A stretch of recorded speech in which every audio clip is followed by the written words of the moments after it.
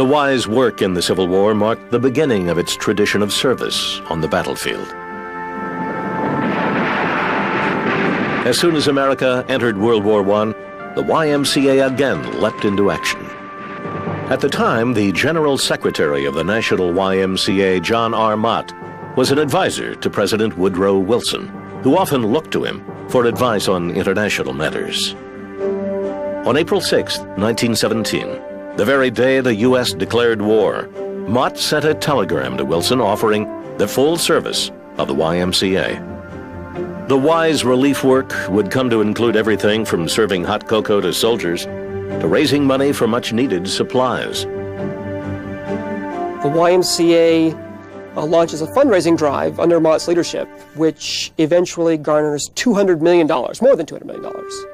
Nearly 26,000 YMCA workers ran 1,500 canteens for the boys overseas, as well as 4,000 temporary huts for recreation and religious services.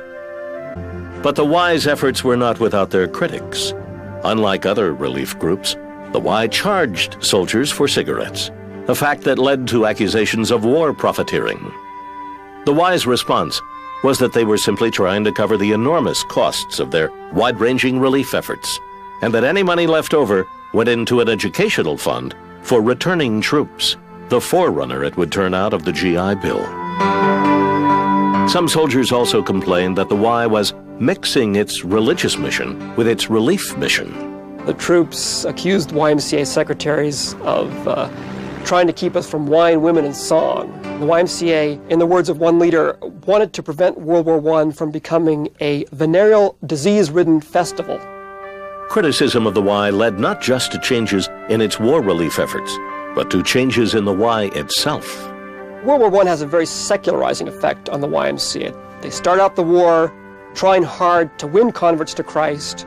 By the end of the war, they're no longer doing that. And after the war, this continues. Indeed, in 1933, the YMCA would officially abandon its Protestant evangelical mission. With the outbreak of World War II, the Y would once again send its volunteers to the front lines. Along with other volunteer groups, it helped found the United Service Organizations for War Relief Work, better known as the USO. The Y's humanitarian efforts in World War II would serve 6 million servicemen in more than 36 countries. And in 1946, YMCA General Secretary John Mott would be awarded the Nobel Peace Prize.